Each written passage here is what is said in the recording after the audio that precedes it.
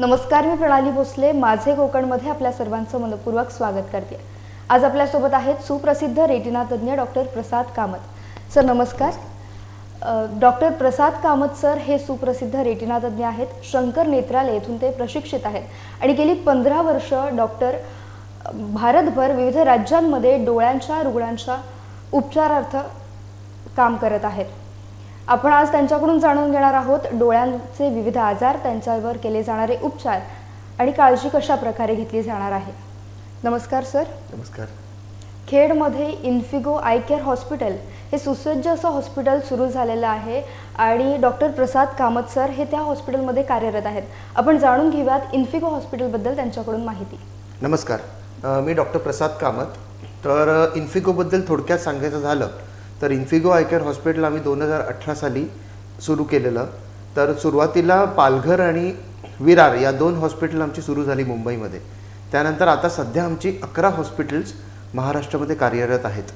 तर त्यामध्ये पालघर, बोईसर, विरार, भाईंदर, बोरिवली ही वेस्टर्न सबर्ब्समध्ये, मुंबईच्या वेस्टर्न सबर्ब्समधली 5 हॉस्पिटल, वाशिम, मुरबाड ही हॉस्पिटल, ही 7 हॉस्पिटल मुंबई रिजनमध्ये आहेत. आणि कोकणात आपल्या रत्नागिरी, खेड आणि लांजा ही 3 हॉस्पिटल्स कोकणात आहेत आणि पुण्याला 1 हॉस्पिटल, अशी टोटल 11 हॉस्पिटल्स आमची सध्या कार्यरत आहेत. तर इन्फिगोचं आमचं उद्दिष्ट काय आहे तर कसं असतं, डोळ्यामध्ये आपल्याला डोळ्याबद्दल बोलायचं झालं तर आपल्याला फक्त सामान्य लोकांना फक्त मोतीबिंदूविषयी माहिती असते. पण डोळ्यामध्ये आणि बऱ्याच प्रकारचे विकार असतात. म्हणजे त्याच्यामध्ये ऑफ्थॅल्मॉलॉजी म्हणजे डोळ्याच्या शास्त्रामध्ये बरेच ब्रांचेस असतात. त्याच्यामध्ये मोतीबिंदू, काचबिंदू म्हणजे त्याला आम्ही ग्लुकोमा म्हणतो. त्यानंतर बुबुळाचे विकार, कॉर्निया स्पेशलिस्ट, त्यांच्या लहान मुलांच्या डोळ्यांचे विकार ज्याला आम्ही पिडियाट्रिक ऑफ्थॅल्मॉलॉजी म्हणतो, डोळ्यांच्या पापण्यांचे विकार, असे बरेच त्याच्यामध्ये प्रकार असतात. आणि कसं असतं की फक्त मोतीबिंदूचे ऑपरेशन तर सगळीकडेच होतात, पण हे जे स्पेशालिटीज असतात त्या स्पेशालिटीजसाठी जर कोणाला मदत लागली, कोणत्या पेशंटला जर त्याचं ओपिनियन लागलं तर त्यांना ऑल द वे मुंबई किंवा पुण्याला जायला लागायचं. तर आता म्हणून आमचं उद्दिष्ट होतं की ह्या सगळ्या सुविधा डोळ्यांच्या एकाच छताखाली पेशंटना उपलब्ध करून द्यावं. म्हणजे पेशंटची फरफट होणार नाही, म्हणजे रुग्णांची फरफट होणार नाही. म्हणजे एका ठिकाणाहून समजा आता कोणाकडे एका डॉक्टरांकडे गेले, त्यांनी सांगितलं बुबुळाच्या स्पेशलाइज दाखवा, मग दुसरीकडे जा, मग त्याच्यानंतर त्यांनी सांगितलं काचबिंदूवाल्यांकडे दाखवा तर तिसरीकडे जा. असं पेशंटची फरफट होण्यापेक्षा एकाच छताखाली सगळ्या सुविधा उपलब्ध करून देणं हे आमचं उद्दिष्ट इन्फिगोचं आहे. तर आता सध्या इन्फिगोच्या आम्ही या ब्रांचेस सुरू केल्यात. खेडमध्ये विशेषतः आमची आता गोळीबार मैदानाजवळ डॉक्टर धारिया हॉस्पिटलमध्ये एक ब्रांच आम्ही सुरू केलेली आहे इन्फिगोची आणि त्याच्यात सगळ्या अत्याधुनिक सुविधा आम्ही उपलब्ध करून दिलेल्या आहेत. म्हणजे नक्कीच खेडमधल्या आणि खेड परिसरातल्या लोकांना, रुग्णांना इन्फिगो हॉस्पिटलचा फारच फायदा होणार आहे. जी बाहेर ट्रीटमेंट घ्यावी लागत होती ती आता आपल्याला खेडमध्येच उपलब्ध होणार आहे. नक्कीच.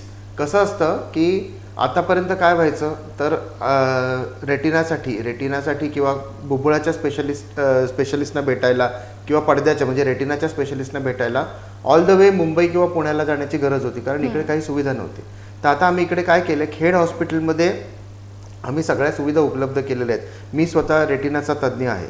मी इकडे दर महिन्याला शेवटी 2 दिवस इकडे येतो खेडला आणि रेटिनाचे सगळे पेशंट आम्ही बघतो. रेटिनाच्या ज्या ट्रीटमेंट्स असतात, लेझर ट्रीटमेंट, डोळ्यामध्ये इंजेक्शन्स, रेटिनाच्या गुंतागुंतीच्या सर्जरीज, ऑपरेशन्स, हे सगळं आम्ही इकडे करतो. आणि आमच्याकडे जे मशीन्स आहेत म्हणजे रेटिनाच्या तपासणीच्या मशीन, एक OCT म्हणून असतं जे स्कॅनिंग रेटिनाचं आपण करतो ते, त्याच्यानंतर डोळ्याचं लेझर ट्रीटमेंट, ते लेझरचं मशीन, त्यानंतर रेटिनाच्या ऑपरेशनचं मशीन, या सगळ्या मशिनरीज ज्या आहेत त्या जपान आणि जर्मनीच्या मशीन्स आहेत, म्हणजे इम्पोर्टेड मशीन्स आहेत ज्या मुंबईत असतात किंवा मुंबईच्याच बऱ्याच हॉस्पिटलमध्ये त्या उपलब्ध नाहीत, त्या आम्ही इकडे उपलब्ध केलेल्या आहेत. त्यामुळे जे ॲडव्हान्स्ड म्हणजे सर्वात अत्याधुनिक ज्या सुविधा डोळ्यांच्या आहेत त्या आम्ही खेडच्या रुग्णांसाठी आता इकडे उपलब्ध केलेल्या आहेत. त्यामुळे कसं होतं की इकडून खेडवरून मुंबईला जाणं, पुण्याला जाण्याच्यात खर्च येतोच. त्याच्यानंतर तिकडे जायचं, तिकडे एक दिवसात तर ट्रीटमेंट होत नाही, तिकडे आठवडाभर राहायला लागतं किंवा 2 आठवडे राहायला लागतं. नंतर परत एकदा ऑपरेशन झाल्यानंतर परत फॉलोअपला जायला लागतं. असं नाही की एकदा ऑपरेशन झालं की सगळं संपलं, त्यांना वारंवार फॉलोअप लागतो. तर ह्याच्यामध्ये पेशंटचा वेळ, खर्च हे होतो. तर तो आता इकडे वाचेल, कारण इकडेच तुमची सगळी ट्रीटमेंट होऊ शकते. आणि ज्या लेवलची ट्रीटमेंट मुंबई पुण्यात होते तेवढीच किंबहुना त्याच्यापेक्षाही बेटर ट्रीटमेंट आपण आता खेडमध्येच उपलब्ध करून दिलेली आहे. तर सर आता सामान्य रुग्णांना किंवा सामान्य लोकांना डोळ्यांबद्दलचे कोणकोणते आजार आहेत आणि त्यांच्यावर उपचार कशा पद्धतीने घेतले पाहिजेत आणि काळजी कशी घ्यावी याच्याबद्दल माहिती द्या. बरं. तर कसं असतं, डोळ्यांचा सर्वात कॉमन आजार जे मी तुम्हाला मगाशी सांगितलं, मोतीबिंदू. मोतीबिंदू म्हणजे काय असतं, आपल्या डोळ्यामध्ये एक नॅचरली लेन्स असते. ती लेन्स हळूहळू वय जसं वाढतं तशी ती पांढरी होत जाते, म्हणजे ओपेक होत जाते, त्याला आम्ही म्हणतो मोतीबिंदू. मग आपण काय करतो, तर मोतीबिंदूचं ऑपरेशन करून ती लेन्स काढून दुसरी लेन्स, नवीन लेन्स डोळ्यामध्ये बसवतो, त्यामुळे दृष्टी सुधारते. तर मोतीबिंदू हा सर्वात कॉमन आजार आहे, सर्वात म्हणजे म्हणजे भारतामध्ये किंवा जगामध्ये सर्वात नंबर 1 कॉज असेल अंधत्वाचं तर ते मोतीबिंदू आहे. तर मोतीबिंदूचं ऑपरेशन सहजरित्या शक्य होतं. पूर्वी कसं असायचं, मोतीबिंदू पिकेपर्यंत वाट बघायचे, मग त्याला मोठा चीर घेऊन मोतीबिंदू काढायचे, टाके घालायचे. आजकाल आपण छोट्या चिरीतून मोतीबिंदू काढतो, त्यामुळे मोतीबिंदूचं ऑपरेशन अगदी सोपं झालं आहे. 15 मिनिटात आपण मोतीबिंदू काढून लेन्स बसून पेशंट बाहेर जातो ऑपरेशन थिएटरच्या, आणि लिटरली 2 तासामध्ये पेशंट आम्ही डिस्चार्ज करून टाकतो. म्हणजे एवढं सोपं काम झालेलं आता मोतीबिंदूचं ऑपरेशन. आणि आमच्याकडे जे तज्ज्ञ डॉक्टर येतात त्यांनी कमीत कमी 5,000 मोतीबिंदूचे ऑपरेशन केलेत, असेच डॉक्टर्स आम्ही खेडमध्ये बोलवतो. त्यामुळे उत्तम ऑपरेशन्स होतात ह्याची गॅरंटी आम्ही देतो. आणि दुसरी गोष्ट, आम्ही विविध ज्या हॉस्पिटलमध्ये, तुम्ही एकदा हॉस्पिटल येऊन बघितलं तर तुम्हाला कळेल की हॉस्पिटलमध्ये आम्ही एवढा क्लीनलीनेस ठेवतो. त्यानंतर आमचं ऑपरेशन थिएटर आहे जे, त्याच्यात 4 दरवाजे पार करून आमच्या ऑपरेशन थिएटरमध्ये जायला लागतं. म्हणजे जे असेप्टिक प्रिकॉशन ज्याला आपण म्हणतो त्या खूप घेतल्या जातात. कारण डोळ्यांच्या ऑपरेशनमध्ये इन्फेक्शनचं रिस्क असतं. ते इन्फेक्शनचं रिस्क 0 कसं करावं, तर याच्यासाठी आम्ही सगळे ज्या प्रिकॉशन्स घ्यायच्या असतात त्या सगळ्या आम्ही आमच्या हॉस्पिटलमध्ये घेतो.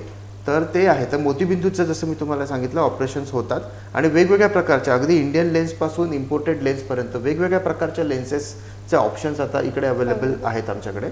तर ते त्याची सुविधा उपलब्ध करून दिलेली आहे. त्यानंतर दुसरा डोळ्यांचा प्रॉब्लेम असतो ज्याला आपण म्हणतो काचबिंदू. आता काचबिंदूबद्दल बऱ्याच कमी लोकांना माहिती असतं. त्याला मी इंग्लिशमध्ये ग्लुकोमा म्हणतो. काचबिंदू म्हणजे काय असतं, तर आपल्या डोळ्याचं प्रेशर वाढतं. डोळ्यामध्ये काय असतं, आपल्या डोळ्यामध्ये एक द्रव फ्लुइड असतो, तो सर्क्युलेट होत असतं. आणि काय होतं, काचबिंदूमध्ये काय होतं, ते फ्लुइड तयार तर होत आहे पण तो बाहेर फेकला जाण्याचा मार्ग बंद होतो. त्यामुळे ते फ्लुइड डोळ्यामध्ये साचून डोळ्याचं प्रेशर वाढतं.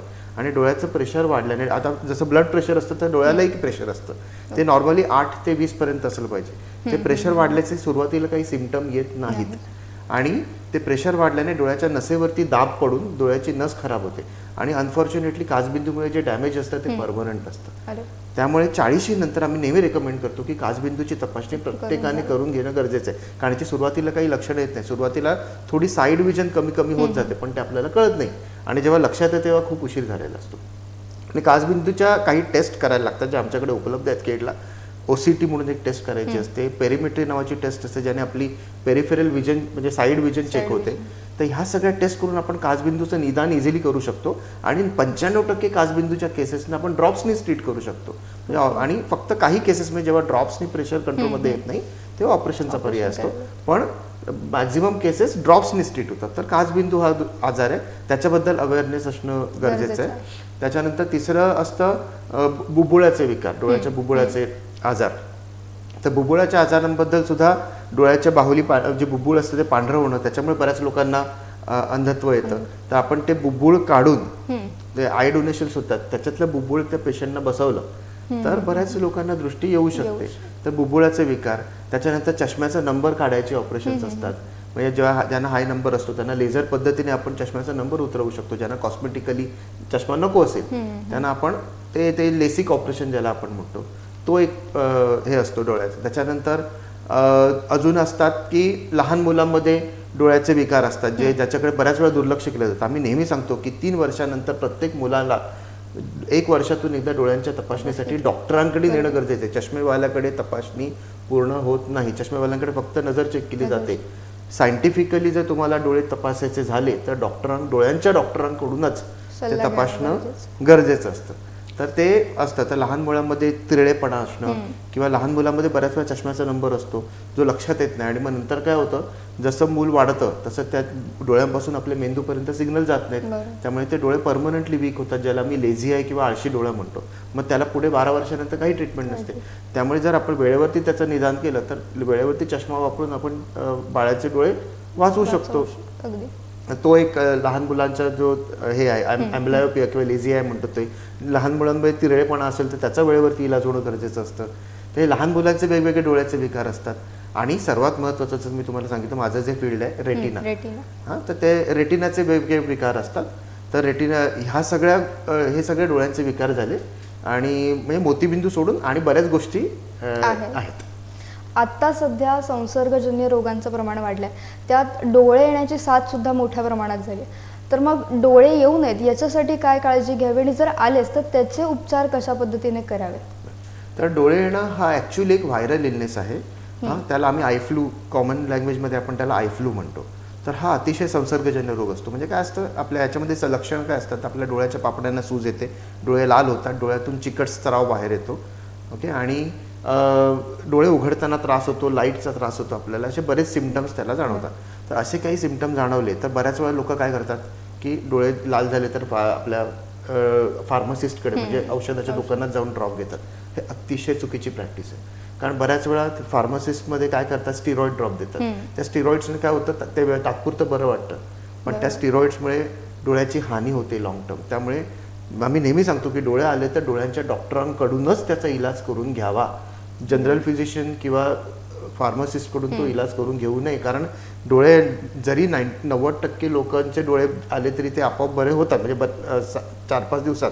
पण काही वेळा जे डॅमेज होतं काही 5 ते 10% केसेसमध्ये ते परमनंटही होऊ शकतं. त्याच्यामुळे डोळ्यांच्या डॉक्टरांकडूनच त्याचा इलाज करणं अतिशय महत्त्वाचं असतं. तर आम्ही काही ड्रॉप्स सुरू करतो.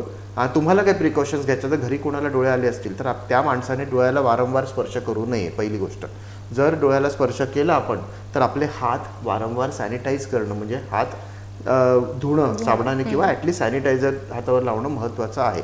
डोळ्याला हात लावून इकडे तिकडे कुठेही हात लावू नये. कारण डोळे आजार कसा पसरतो, तर डोळे आलेल्या माणसाने जर कुठे हात लावून डोळ्याला हात लावून कुठे हात लावला आणि त्याच पृष्ठभागाला जर कोणी हात लावून आपल्या डोळ्याला हात लावला तरच दुसऱ्या माणसाला डोळे येऊ शकतात. किंवा जर आपला एक टॉवेल वापरला आपण, तोच टॉवेल जर दुसऱ्या माणसाने वापरला, डोळे आलेल्या माणसाने वापरला, तर त्यामुळे दुसऱ्या माणसाला डोळे येण्याची शक्यता असते.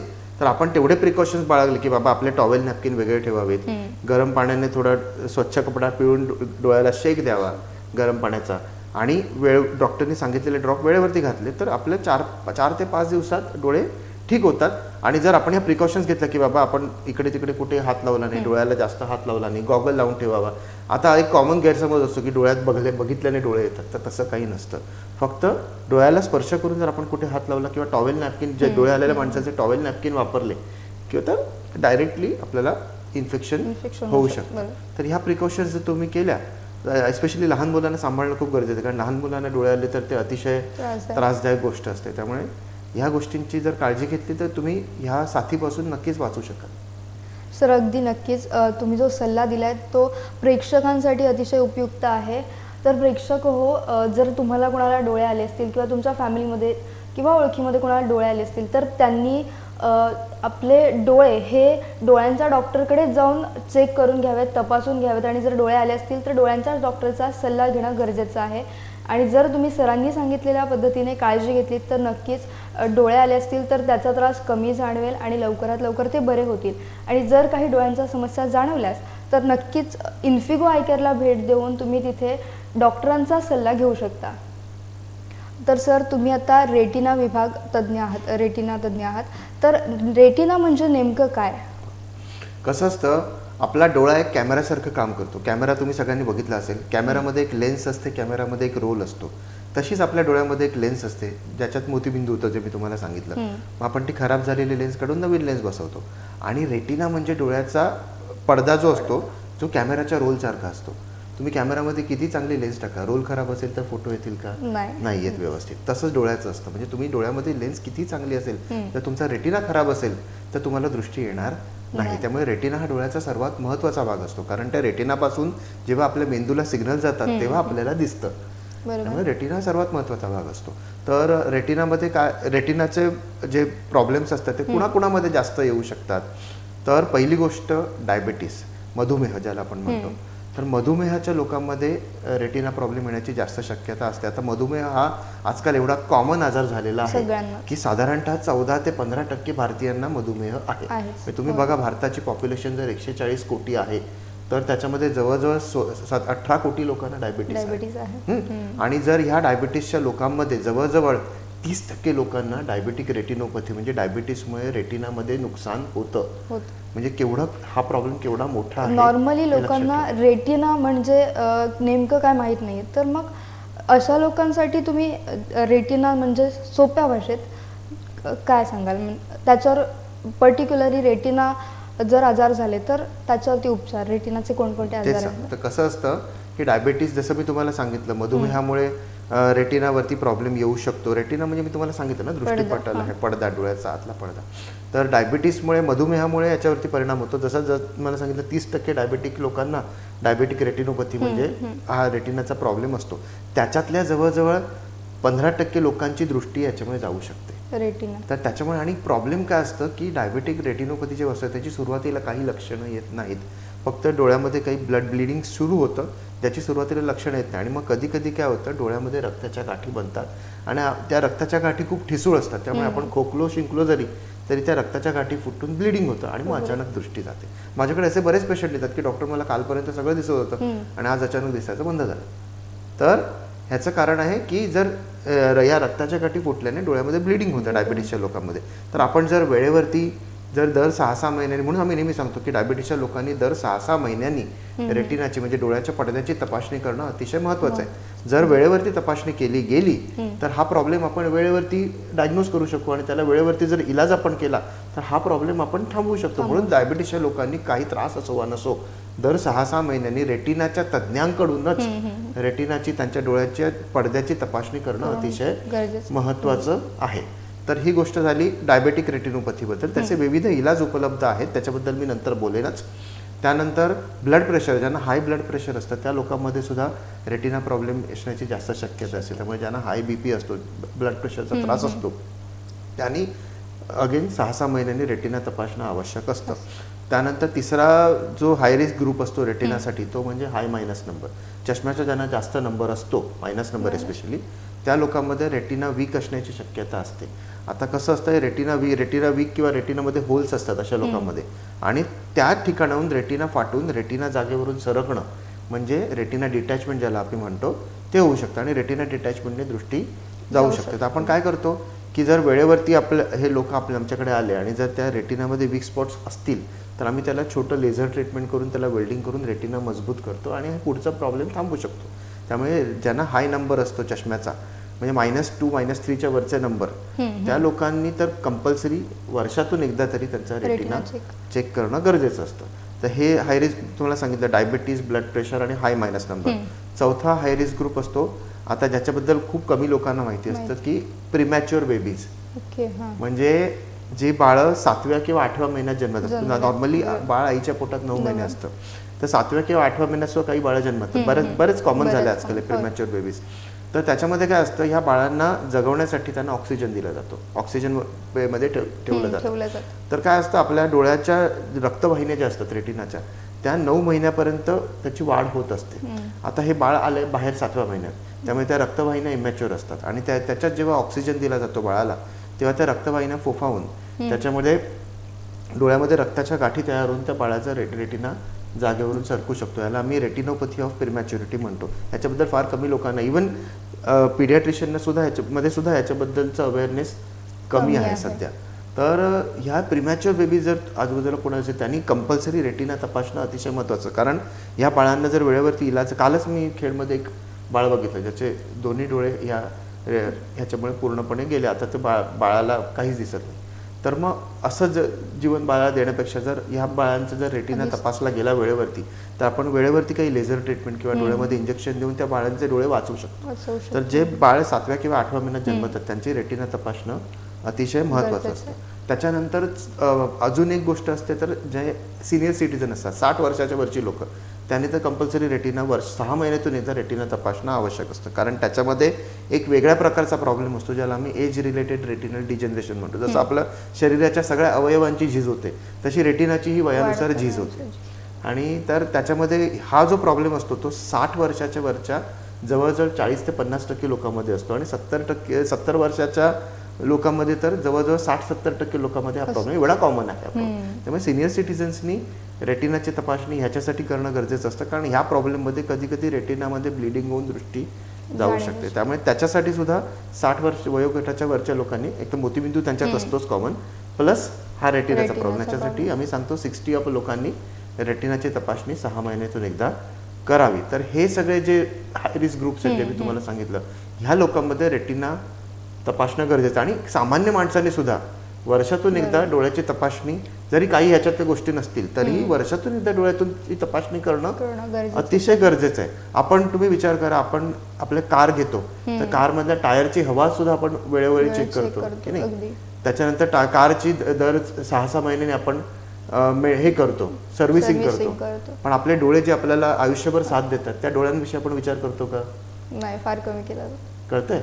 तर त्याच्यामुळे ही गोष्ट लोकांना जाणणं गरजेचं आहे की बाबा आपले डोळे जे आपल्याला आयुष्यभर साथ देतात, ज्या डोळ्यांनी आपल्याला दिसतं, ज्या डोळ्यांमुळे आपण सगळी कामं करू शकतो, त्या डोळ्यांची निगा राखली पाहिजे. ऍटलिस्ट डोळ्यांची वर्षातून एकदा तपासणी करणं हे आपलं कर्तव्य आहे. अगदीच. आता तुम्ही ज्या प्रकारे सांगितलं की रेटिना तपासणी आणि त्याच्यावरचे आधार, तर इन्फिगो नक्कीच रेटिना तपासणी इन्फिगोमध्ये होतीये आणि कोकणवासीय किंवा खेडमधल्या परिसरातील लोकांनी ज्यांना रेटिनाचा प्रॉब्लेम आहे आणि कोणी असेल, लहान मुलांपासून अगदी वयोवृद्धांपर्यंत सर्वांसाठीच इन्फिगो एक वरदान ठरणार आहे. तिथे रेटिनाचा विविध तपासण्या केल्या जात आहेत, त्याच्यावरती उपचारसुद्धा केले जात आहेत आणि याची छान माहिती सर देतातच आहेत आपल्याला. आपण सरांकडून अजून माहिती जाणून घेणार आहोत. डॉक्टर प्रसाद कामत सर यांच्यासोबत अशाच गप्पा मारणार आहोत. भेटूयात एका विश्रांतीनंतर.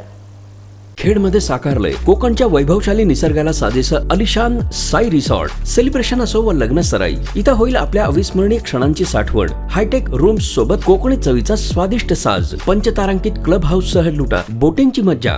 साई रिसॉर्ट, आपल्या आनंदी क्षणांचा सोबती. विश्रांतीनंतर माझे कोकणमध्ये पुन्हा एकदा स्वागत आहे. आपल्यासोबत आहेत सुप्रसिद्ध रेटिना तज्ज्ञ डॉक्टर प्रसाद कामत. सर, आता तुम्ही इन्फिगोमध्ये कार्यरत आहात, तर इन्फिगो आय केअर हॉस्पिटलमध्ये डोळ्यांच्या कोणकोणत्या आजारांवर उपचार केले जातात आणि ती उपचार पद्धती कशी असते? तर कसं असतं, जसं मी तुम्हाला मगाशी सांगितलं, आमच्याकडे मोतीबिंदूचे स्पेशलिस्ट येतात. तर कॅटरॅक्ट सर्जरी जे असतात मोतीबिंदूच्या, त्या ॲडव्हान्स टेक्नॉलॉजी याला आम्ही फेको इमल्सिफिकेशन म्हणतो, त्यानेच केल्या जातात.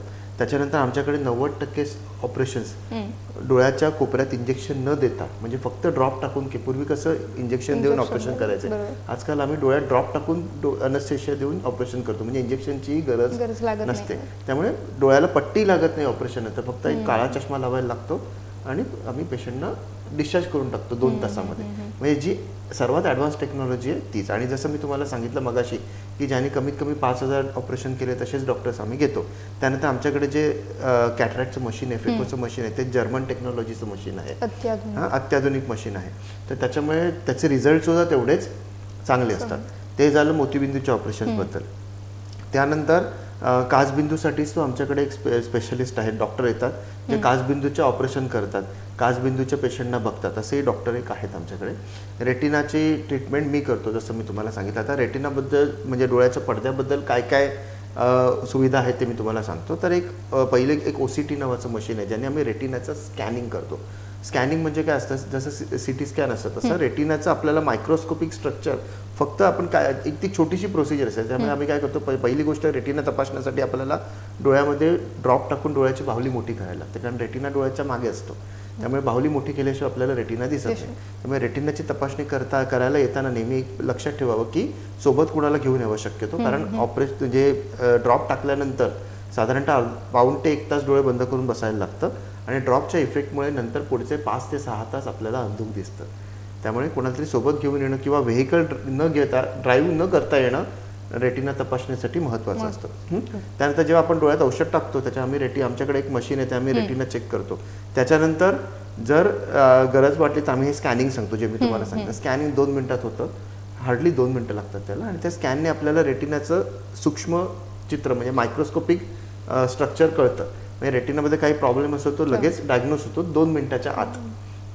तर ते एक OCT नावाची तपासणी आहे. त्याच्यानंतर डोळ्याची अँजिओग्राफी म्हणून एक टेस्ट असते, जी अत्याधुनिक टेस्ट आहे. आता अँजिओग्राफी म्हटल्यानंतर लोक घाबरतात, त्यांना हार्टच्या अँजिओग्राफीबद्दल वाटतं. तर डोळ्याची अँजिओग्राफी एकदम छोटीशी टेस्ट आहे. आपण हाताला एक सुई लावतो आणि एक डाय इंजेक्ट करतो आणि त्याच्यानंतर आमच्याकडे एक स्पेशल कॅमेरा आहे, त्याने रेटिनाचे फोटो घेतो. मायनर टेस्ट आहे, ती ही टेस्ट होते. त्यानंतर एक डोळ्याची सोनोग्राफी म्हणून एक टेस्ट असते. जशी आपल्या शरीरामध्ये सगळ्या भागांची सोनोग्राफी होते, तशी डोळ्याची सोनोग्राफी असते. तर ती कधी केली जाते, जेव्हा मोतीबिंदू पिकलेला असतो आणि आपल्याला रेटिना दिसत नाही, किंवा डोळ्याचं बूळ खराब झालं असतं, किंवा डोळ्यामध्ये रक्तस्राव झालेला असतो, तेव्हा आपल्याला रेटिनाची कंडिशन काय आहे, पडद्याची कंडिशन काय आहे, ते बघण्यासाठी डोळ्याची सोनोग्राफी केली जाते. ती ही सुविधा आमच्याकडे उपलब्ध आहे. त्यानंतर रेटिनाचं एक लेझर ट्रीटमेंट असतं.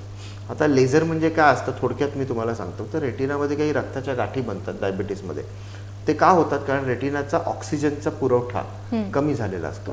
त्यामुळे कसं असतं, रेटिनाचे 2 भाग असतात. एक मध्य भाग असतो ज्याने आपल्याला लिहिणे वाचण्याची नजर असते, आणि रेटिनाचा पेरिफेरल भाग असतो, साईडचा भाग असतो, जो कमी महत्त्वाचा असतो. तर काय होतं, रेटिनाला ऑलरेडी ऑक्सिजनचा पुरवठा कमी होतोय. मग आम्ही काय करतो, लेझर करून जो कमी महत्त्वाचा भाग आहे तो पार्शियली डिस्ट्रॉय करतो.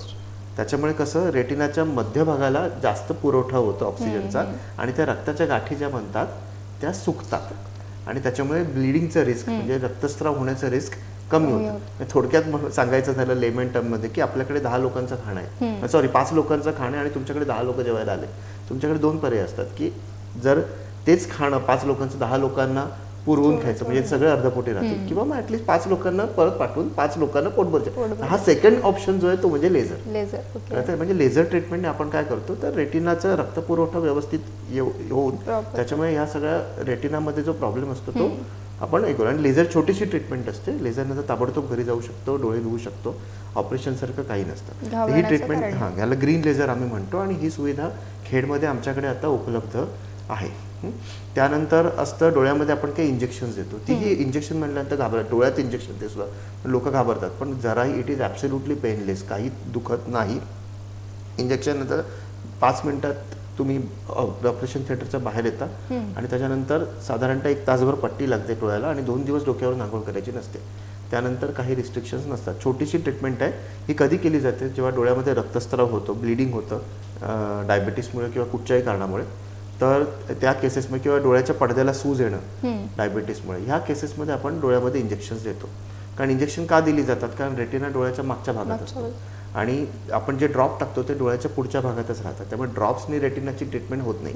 ह्याने आपण काय करतो, डोळ्याच्या आत इंजेक्शन देऊन डायरेक्टली रेटिनावरती ते औषध आपण सोडतो.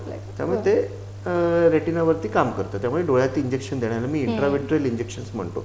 एकदम छोटी प्रोसिजर आहे, तीही आपल्याकडे खेडमध्ये होते. आणि सर्वात शेवटचं असतं रेटिनाचे ऑपरेशन्स. रेटिनाचे ऑपरेशन्स खूप गुंतागुंतीचे असतात, पण आजकाल आम्ही 25 गेज जी सर्जरी असते, 23 गेज 25 गेज इन्स्ट्रुमेंट, म्हणजे एकदम सुईच्या टोका एवढं इन्सिजन्स घेऊन आम्ही डोळ्याच्या आत जाऊन रेटिनाचे ऑपरेशन करतो.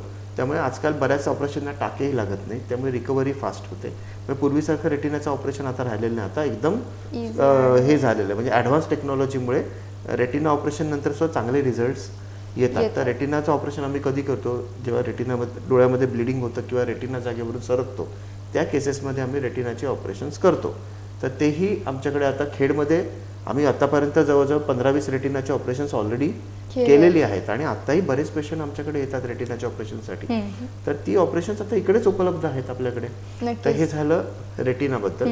त्यानंतर काचबिंदूची ऑपरेशन सुद्धा आम्ही करतो इकडे. काचबिंदूची जी आणि काचबिंदूच्या ज्या टेस्ट असतात, पेरिमेट्री, स्कॅनिंग, तेही आपल्याकडे होतं. त्यानंतर आमच्याकडे लहान मुलांचे डोळ्यांचे स्पेशलिस्ट आहेत, डॉक्टर खेडेकर म्हणून एक येतात. ते तिरळेपणा, लहान मुलामध्ये जर तिरळेपणा असेल किंवा लहान मुलामध्ये जर दृष्टी कमी असेल, त्या लोकांची ट्रीटमेंट सुद्धा इकडे होते. कधी कधी लहान मुलामध्ये मोतीबिंदूचा असतो. आता लोकांना माहिती असतं, कधी कधी जन्मतः लहान मुलांमध्ये मोतीबिंदू असतो, ज्याला मी कंजेनेटल कॅटरॅक्ट म्हणतो, त्याचेही आम्ही ट्रीटमेंट करतो. हां, अगदी 6 महिन्याच्या बाळांचे सुद्धा आम्ही मोतीबिंदू जेव्हा होतो त्या लोकांना ते मोतीबिंदूचे ऑपरेशन केलेले आहेत. आणि जर लहान मुलांमध्ये मोतीबिंदू असेल तर तो लवकर काढणं गरजेचं असतं, कारण तो जर काढला नाही तर त्याने जी दृष्टीची हानी होती ती परमनंट होते. तर लहान मुलांचे डोळ्याचे स्पेशलिस्ट आमच्याकडे येतात.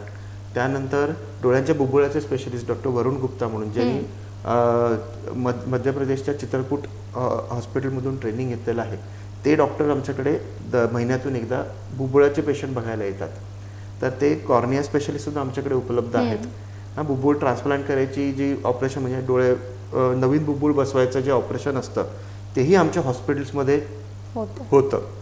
ते बुब्बुळाचे स्पेशलिस्ट येतात आणि डोळ्यांच्या पापण्यांचे विकार असतात तेही डॉक्टर खेडेकर म्हणून आहेत. किंवा डोळ्याच्या अश्रुथैलीमध्ये ब्लॉकेज असेल तर त्याच्यामुळे डोळ्यामध्ये वॉटरिंग होतं त्याची ट्रीटमेंट करायला डॉक्टर खेडेकर आमच्याकडे. म्हणजे सगळ्या स्पेशालिटीज आम्ही इकडे कव्हर केल्या. त्यामुळे कुठचेही डोळ्याचे विकार असो तुम्हाला खेडमध्येच सगळी ट्रीटमेंट आम्ही उपलब्ध करून दिलेली आहे. आता रेटिनाचे ऑपरेशन्स आणि मुख्य म्हणजे या सगळ्या मशीन्स आहेत. रेटिनाचं मशीन किंवा ह्या सगळ्या मशीन्स मी सांगितल्या त्या सगळ्या इम्पोर्टेड मशीन्स आहेत आमच्याकडे. त्यामुळे त्याचे रिझल्ट्स जे असतात ते एकदम चांगले असतात. अगदी म्हणजे आता कोकणवासियांसाठी आणि खेड परिसरातील लोकांसाठी, सामान्य नागरिकांसाठी इन्फिगो हॉस्पिटल या एकाच ठिकाणी डोळ्यांच्या सर्व प्रकारच्या आजारांचे उपचार होत आहे आणि तेही स्पेशलिस्ट डॉक्टर्स आहेत त्यांच्याकडून. म्हणजे नक्कीच बाहेर मुंबई, पुणे किंवा मोठ्या ठिकाणी जाण्यासाठी जो खर्च व्हायचा किंवा जी धावपळ व्हायची ती आता कमी होणार आहे आणि इथेच राहून चांगले उपचार रुग्णांना घेता येणार आहेत. तर सर आत्ता सध्या 2 वर्षाच्या लहान मुलांपासून अगदी वयोवृद्ध लोकांपर्यंत सगळ्यांमध्ये स्क्रीन टायमिंग वाढलेलं आहे. धावपळीचं युग आहे. परत स्क्रीन डोळ्यासमोर नेहमीच कम्प्युटर, PC, लॅपटॉप अशा गोष्टी असतात. मोबाईल स्मार्ट झालेले आहेत त्याच्यामुळे तो स्क्रीन टाईम वाढलेला आहे. तर मग ह्या सगळ्या गोष्टी असताना डोळ्यांची काळजी कशी घ्यायची आणि स्क्रीनचा किंवा त्या लाईटचा इफेक्ट आपल्या डोळ्यात होऊ नये, डोळ्यांना हानी पोहोचू नये म्हणून काय करायचं? बघा, स्क्रीन टाईम ॲक्च्युली जे आपले गॅजेट्स आहेत ते आपल्याला जेवढे बून आहेत म्हणजे जेवढं त्याला चांगले आहेत तेवढेच त्याचे आपल्यावरती दुष्परिणामी आहेत आणि लोकांना माहीत नसतं. अनफॉर्च्युनेटली कसं असतं, लहान मुलांच्या हातात आपण काय करतो, मूल खात नाही तर बाबा मुलाच्या हातात मोबाईल दिला, मग ते मूल मोबाईल बघता बघता आपण खातं. म्हणजे आपलं काम सोपं करतो आपण. पूर्वी कसं आई मुलांच्या मागे मागे जाऊन मुलांना भरवायची. आता ते कोण मागे मागे जाणार मुलांच्या, तर मुलाला बसवा, हातात मोबाईल द्या आणि मग भरवा मुलाला. हे खूप कॉमन. पण त्यामुळे आपण मुलांच्या डोळ्यांची हानी करतो हे आपल्याला लक्षात येत नाही. तर कसं असतं की हे मोबाईल जे असतात, एकतर मूल खूप जवळून मोबाईल बघतं त्यामुळे ते आणि त्या डिस्टन्स एवढं डिस्टन्स कमी ठेवल्यामुळे डोळ्यांची नक्कीच हानी होते. त्यानंतर जेव्हा मूल मोबाईल बघतं किंवा आपण किंवा कुणी मोबाईल बघतो तेव्हा आपण डोळ्याची ब्लिंकिंग करत नाही, कंटिन्युअस स्क्रीनकडे बघतो. इव्हन लॅपटॉप, PC यूज करताना सुद्धा आपण एक बेसिक गोष्ट विसरतो, ते म्हणजे आपण कंटिन्युअस स्क्रीनकडे बघतो आणि ब्लिंकिंग म्हणजे डोळ्याची पापण्यांची उघडझाप करायला विसरतो. तर 1 मिनिटातून 12 वेळा आपण ब्लिंक केलं पाहिजे, तरच आपल्या डोळ्यातले अश्रू जे असतात ते डोळ्यामध्ये पसरतात आणि त्यामुळे आपले डोळे मॉइस्ट राहतात. जर आपण बराच वेळ डोळ्याची उघडझाप केली नाही म्हणजे तर त्याच्यामुळे डोळ्यात कोरडेपणा येतो, ज्याला आम्ही ड्राय आय म्हणतो, आणि हे कम्प्युटर किंवा मोबाईल युजर्ससाठी खूप हानिकारक असतं. तर त्याच्यामुळे आपण काही गोष्टी लक्षात ठेवणं गरजेचं आहे. तर स्क्रीन टाईम जेवढं, आता बघा ज्यांना वर्क असतं त्यांना तर ऑप्शनच नसतो, 8 तास काम करायलाच पाहिजे. पण त्या 8 तासाच्या व्यतिरिक्त स्क्रीनचा वापर आपण कमीत कमी करावा.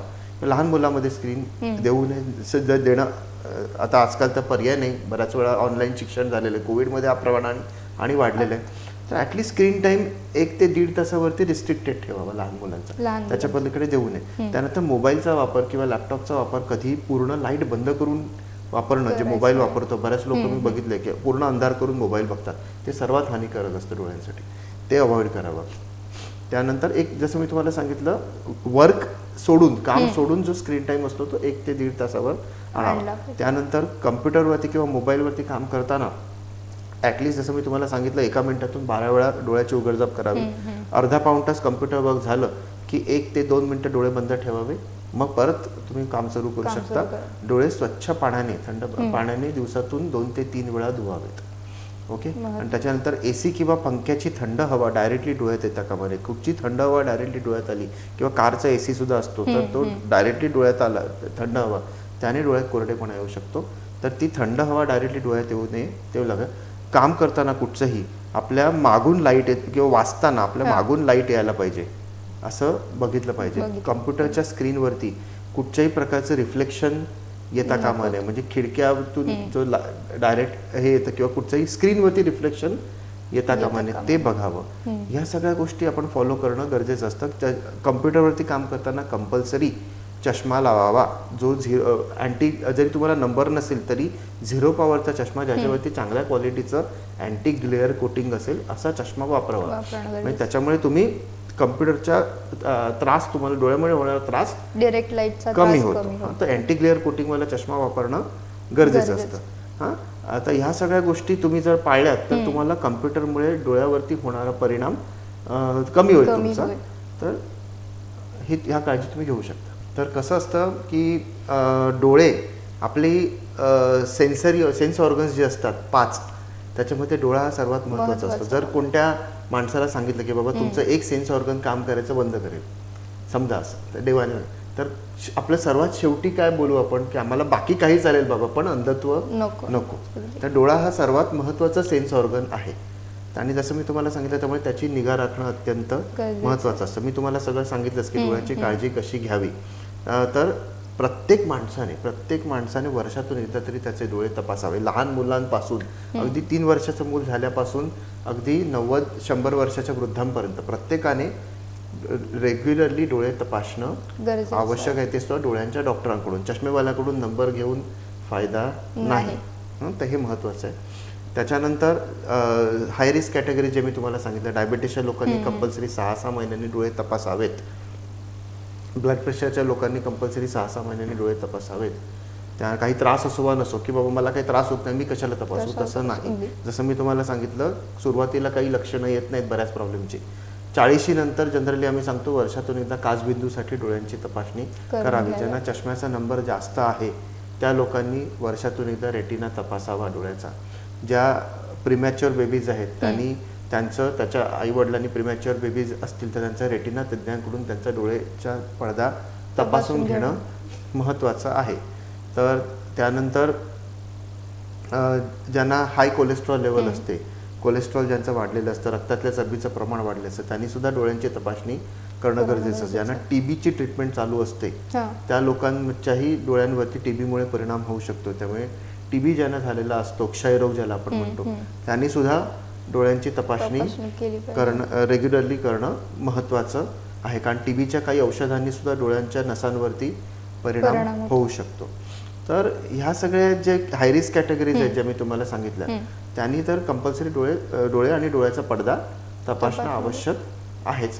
तर जर तुम्ही डोळ्यांची वेळोवेळी काळजी घेतलीत आणि डोळ्यांची वेळोवेळी तपासणी करत राहिलात तर तुमचे डोळे नक्कीच हेल्दी राहतील. आणि जर तुमचे डोळे आणि खाण्यामध्ये सुद्धा तुम्ही काही गोष्टी हे करू शकता. अजीवनसत्व डोळ्यांसाठी अतिशय महत्त्वाचं असतं. त्यामुळे गाजर, पपई, हिरव्या पालेभाज्या, मासे ह्या गोष्टींमध्ये अजीवनसत्व खूप जास्त असतं. त्यामुळे ह्याचं जास्त लहान मुलांना स्पेशली या गोष्टी जर तुम्ही जास्त दिल्यात तर गाजर, पपई, हिरव्या पालेभाज्या आणि मासे ह्या गोष्टींमध्ये जर तुम्ही लहान मुलांना व्यवस्थित प्रमाणात दिलात तर त्यांचे डोळे हेल्दी राहण्यात मदत होईल. तर ह्या सगळ्या आहारात सुद्धा यांचा समावेश करणं. त्यानंतर स्मोकिंग मुळे सुद्धा डोळ्यांना हानी पोहोचते. तर स्मोकिंग तुम्हाला ची हॅबिट असेल तर ती कट डाऊन करणं अतिशय महत्त्वाचं असतं. काही प्रकारच्या अल्कोहोल्समुळे सुद्धा डोळ्याच्या नसांवरती परिणाम होऊ शकतो. त्यामुळे ह्या सगळ्या वाईट सवयी आहेत त्याच्यामुळेही डोळ्यांवरती परिणाम होऊ शकतो. तर ह्या सवयी टाळाव्यात जसं मी तुम्हाला सांगितलं. तर ह्या सगळ्या गोष्टींचा तुम्ही जर विचार केलात तर तुमचे डोळे निश्चितच हेल्दी राहतील. नक्कीच. आता खेडमध्ये आम्ही ही सुविधा उपलब्ध केलेली आहे इन्फिगोची. आणि त्याच्यात जसं मी तुम्हाला सांगितलं सगळ्या अत्याधुनिक सुविधा उपलब्ध आहेत. हां, आणि सगळे वेगवेगळे स्पेशलिस्ट आम्ही पूर्ण मुंबई, रत्नागिरी या वेगवेगळ्या ठिकाणातून आम्ही इकडे बोलवतो पेशंटच्या सोयीसाठी. तर या सगळ्याचा निश्चित लाभ घ्यावा एवढंच मी तुम्हाला सांगू इच्छितो. धन्यवाद. तर आज आपल्यासोबत इन्फिगो हॉस्पिटलमध्ये कार्यरत असणारे प्रसिद्ध रेटिना तज्ज्ञ डॉक्टर प्रसाद कामत सर हे उपस्थित होते आणि त्यांनी प्रेक्षकांना आणि आपल्या सर्वांनाच डोळ्यांची काळजी कशी घ्यावी, डोळ्यांचे विविध आजार आणि डोळ्यांची निगा राखण्यासाठी काय काय करावं, डोळे निरोगी ठेवण्यासाठी आहार कसा असावा या सर्व गोष्टींची माहिती दिली आहे. आणि सर धन्यवाद, तुम्ही इथे आलात आणि आमच्या प्रेक्षकांना इतकी छान माहिती दिली. धन्यवाद.